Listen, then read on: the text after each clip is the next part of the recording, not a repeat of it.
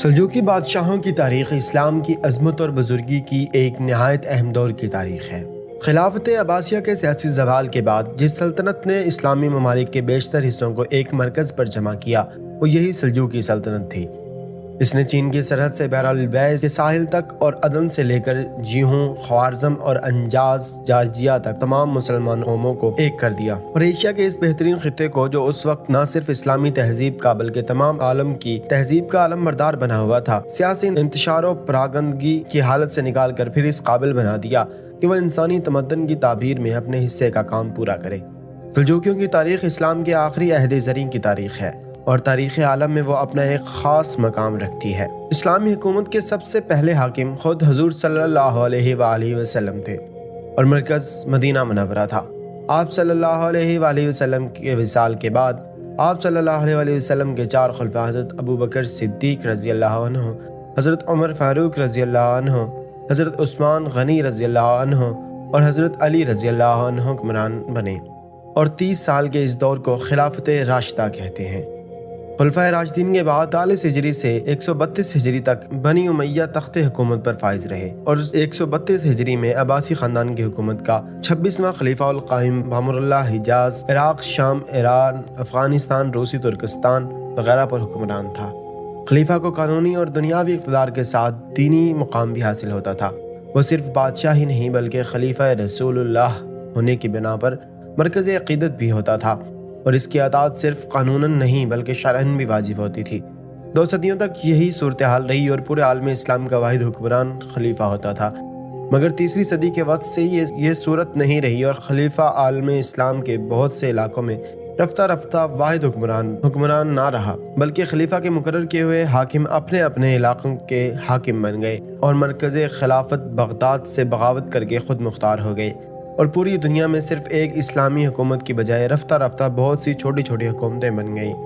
ان حکومتوں کو تاریخ میں طاہریہ، طولونیہ، صفاریہ، علویہ، سامانیہ، ساجیہ، ضیائیہ، خشیدیہ، آلبویہ، فاطمیہ، غزنویہ، ایلیکیہ، بنی کاکویہ، بنی عقیل، بنی مرداس، بنی مروہ، بنی یزید کی حکومتیں کہا جاتا ہے۔ ان حالات میں 5ویں صدی ہجری 11ویں صدی عیسوی میں سلجوقیوں نے اقدام کیا اور ایک ایسی حکومت بنا ڈالی جس کے زیر اثر عالم اسلام کا ایک بہت بڑا حصہ آ گیا، اور تقریباً 18 چھوٹی چھوٹی مسلم حکومتوں میں سے زیادہ تر کو ختم کر کے ایک مستحکم مرکزی مسلم حکومت بنا لی۔ یوں بیشتر اسلامی ممالک ایک حاکم، ایک قانون اور ایک سیاسی نظام کے تابع ہو گئے۔ پورے عالم اسلام میں امن و سکون ہو گیا، تجارت و صنعت کو فروغ ہوا، علوم و فنون کے چشمے ابلنے لگے، اور تھوڑی سی مدت میں عالم اسلام کی کایا پلٹ گئی۔ دنیا کی قوموں میں اسلام کی ہیبت پھر قائم ہو گئی۔ سلجوقی خاندان کا پہلا نامور بادشاہ طغرل تھا۔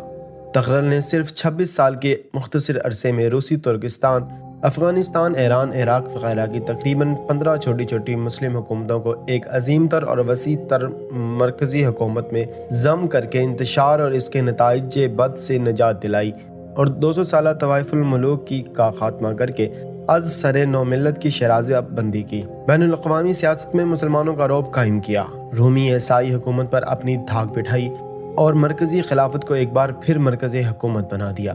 بغداد کی روٹھی ہوئی بہار پھر لوٹ آئی اور عالم اسلام ایک بار پھر متحد و مضبوط اور غیروں کے لیے خطرہ بن گیا۔ طغرل کا دادا سلجوق ایک جواں ہمت ترک سردار تھا جس نے 107 سال کی عمر پائی اور 382 ہجری میں اس کی وفات ہوئی۔ طغرل کے باپ کا نام میکائیل تھا جو کافروں کے ہاتھوں شہید ہوا۔ طغرل 385 ہجری میں پیدا ہوا۔ ابتدائی عمر ہی سے اپنے باپ، دادا اور بھائیوں کے ساتھ فوجی مہمات میں نمایاں حصہ لینے لگا، اور 429 ہجری میں محمود غزنوی کے بیٹے سلطان مسعود سے لڑ کر خراساں پر قبضہ کر لیا۔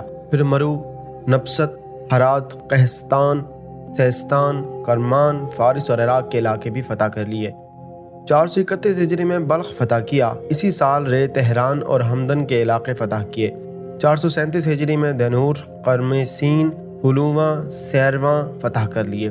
442 ہجری میں اصفہان فتح کیا۔ 446 ہجری میں آذربائیجان اور آرمینیا فتح کیا۔ 447 ہجری میں وہ بغداد گیا اور خلیفہ وقت قائم کے دربار میں نیاز مندانہ حاضری دے کر خلافت کی اہمیت اور تقدس کا عملی اعتراف کیا اور اپنی حقیقت شناسی، تدبیر، ہوشمندی، مرکزیت پسندی اور اپنا جذبہ ایمانی کا ثبوت پیش کیا۔ پھر حرمین شریفین میں حاضری اور حج و زیارات سے فارغ ہوا۔ بغداد میں خلیفہ نے اسے تاج، امامہ، توق اور ہار پہنایا، خلعت دی، تلوار دی اور بادشاہ مغرب و مشرق کا خطاب دیا۔ 454 ہجری میں خلیفہ نے تغرل کے عقد میں اپنی بیٹی دے کر اسے اپنا داماد بنا لیا۔ اس طرح خاندانی خلافت سے اس کا رشتہ استوار ہو گیا۔ 455 ہجری میں 70 سال کی عمر میں اس عظیم فاتح نے وفات پائی۔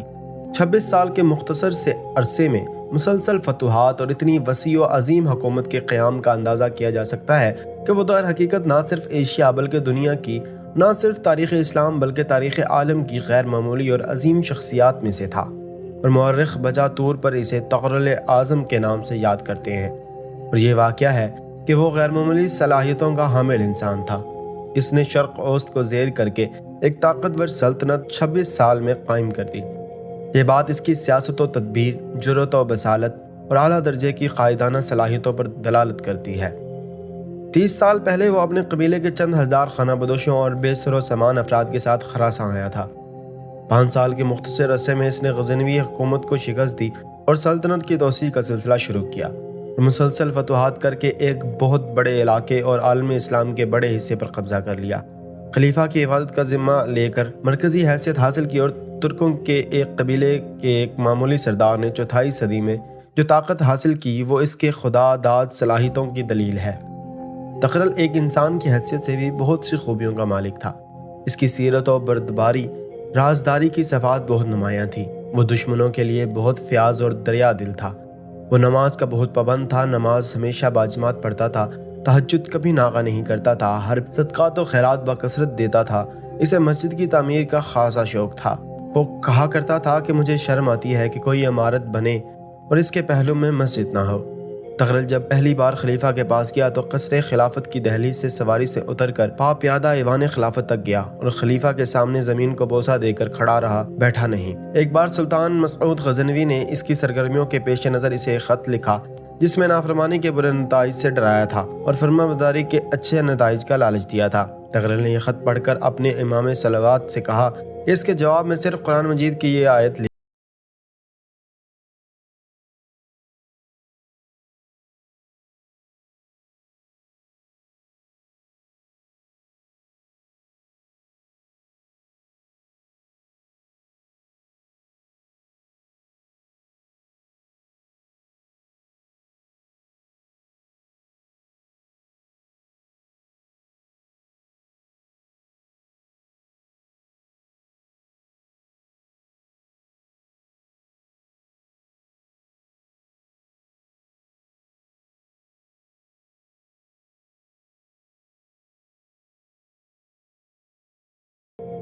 سلطان مسعود پر اس جواب کا یہ اثر ہوا کہ اس نے تغرل کو کئی خلعت اور جاگیریں عطا کی اور دہقان کا لقب عطا کیا۔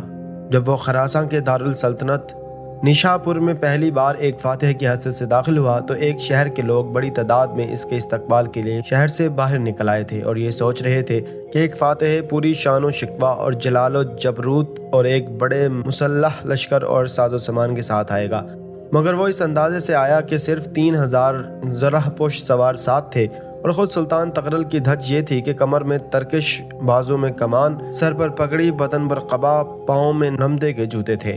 اس دھج سے وہ نشاپور میں داخل ہوا اور دوسرے روز سلطان محمود غزنوی کے جانشین سلطان مسعود کے تخت پر دربار آرا ہوا۔ دربار میں کوئی ترتیب نہیں تھی، ادنا و اعلیٰ جہاں چاہا بیٹھ گئے، جس کا جی چاہتا تھا خود سلطان تغرل سے بات کر لیتا تھا۔ نشاپور کے قاضی سا اٹھے اور سلطان سے مخاطب ہوئے، خداوند عمر دراز کرے، یہ سلطان مسعود کا تخت ہے جس پر آپ بیٹھے ہیں۔ پردہ غیب میں بہت سی چیزیں پوشیدہ ہیں، نہیں معلوم ابھی اور کیا ہونا ہے۔ ہوشیار رہیے، اللہ سے ڈریے، انصاف کیجیے، ستم رسیدوں اور درد مندوں کی بات سنیے، لشکر کو ظلم کرنے کی اجازت نہ دیجیے کہ بے انصافی منحوس ہوتی ہے۔ سلطان تغرل نے قاضی صاحب کی یہ باتیں بڑے غور سے سنی اور جواب دیا، آپ نے جو فرمایا میں نے قبول کیا، اس کے مطابق میں کام کروں گا۔ ہم نوات ہیں، یہاں کی رسموں سے ناواقف ہیں، نصیحت کی بات کہلا بھیجنے میں دریغ نہ کیجیے گا۔ تغرل کے فوجیوں نے مفتوحہ علاقے کو لوٹنا چاہا تو پہلے تو وہ ٹالتا رہا اور سمجھاتا رہا، مگر سلجوقی فوج بزد ہوئی تو تغرل نے خنجر ہاتھ میں لہرا کر کہا، اگر تم نہ مانے اور لوٹ مار کی تو میں اس خنجر سے اپنا کام تمام کر لوں گا۔ اس دھمکی کے بعد سلجوقی فوج نے لوٹ مار کا ارادہ ملتوی کر دیا۔ تغرل سے خلیفہ نے اپنی بیٹی کا عقد کیا تو وہ حجہ عرسی میں داخل ہوا، مگر دلہن نہ اس کے استقبال کو اٹھی، نہ چہرے سے نقاب اٹھائی، ایک زرعی تخت پر بیٹھی رہی۔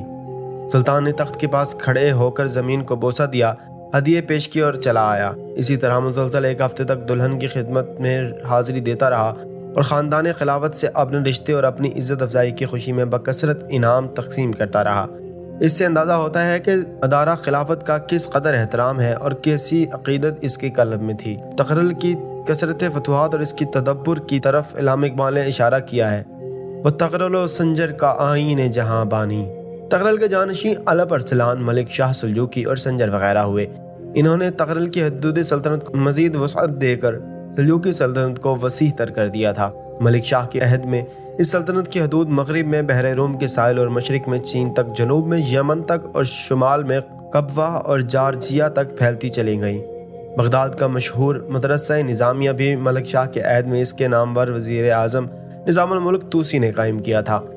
شیخ عبد القادر جیلانی رحمۃ اللہ علیہ، شیخ شہاب الدین سہروردی رحمۃ اللہ علیہ، فرید الدین عطار رحمۃ اللہ علیہ جیسے بزرگان دین، امام غزالی رحمۃ اللہ علیہ، امام الحرمین رحمۃ اللہ علیہ، عبد الکریم شہرستانی رحمۃ اللہ علیہ، ابو الحسن فرغانی رحمۃ اللہ علیہ، ابو بکر شاشی رحمۃ اللہ علیہ، ابو اسحاق شیرازی رحمۃ اللہ علیہ، سیف الدین آمدی رحمۃ اللہ علیہ، علم الدین سخاتی رحمۃ اللہ علیہ، رشید الدین بحری رحمۃ اللہ علیہ، عمر خیام رحمۃ اللہ علیہ، ابن جوزی رحمۃ اللہ علیہ، عبد القاہر جرجانی رحمۃ اللہ علیہ جیسے علماء و حکمہ اسی سلجوقی عہد حکومت میں پیدا ہوئے تھے۔